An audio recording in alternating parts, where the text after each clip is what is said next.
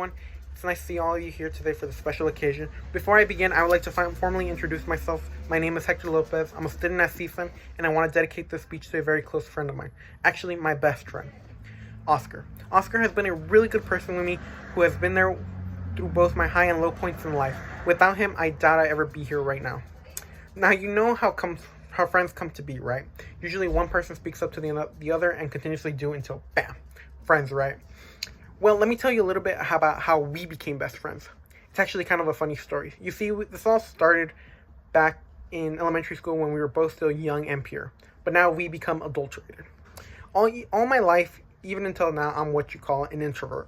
I'd be that one kid who would hide behind their parents' leg on the first day of school, ambivalent to everything. I'm sure some of you were that kid as well, but my friend Oscar, he was far from that. From the first day of first grade, he came up to me with another kid. I don't believe I remember what their names were. Something like Nathan or Matthew, I don't know. But that's beside the point. He had asked me if I wanted to play tag with them, and I agreed. From that day on, he would always come up to me. Then it happened.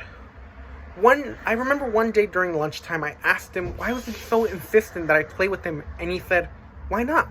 We are friends." Ever since that day, we had become inseparable. During class time, we'd always sit next to each other, help each other. Heck, we even get into trouble together. Those were good times. I feel like if it wasn't for that first day, I'd be even more introverted than I am now.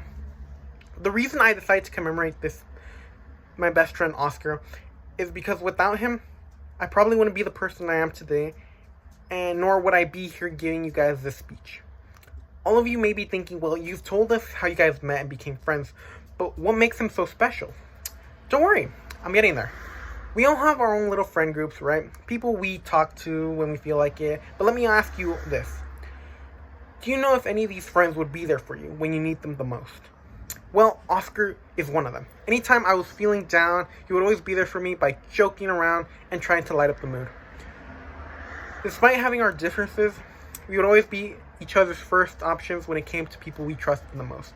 I want you all to know that Oscar is one of a kind, and even though sometimes we be belligerent towards each other, we still stick with each other because without the other, things wouldn't be the same.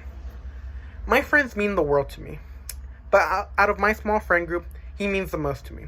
Ever since that first day we met, I somehow felt that we end up becoming best friends, and I was right. Before I conclude this speech, I want you all to do this with somebody who you consider to be your best friend.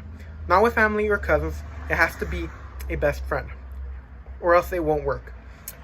Someone who's willing to pick up the phone at 3 a.m. and you would do the same for them. Ask them this simple question. Why are we friends?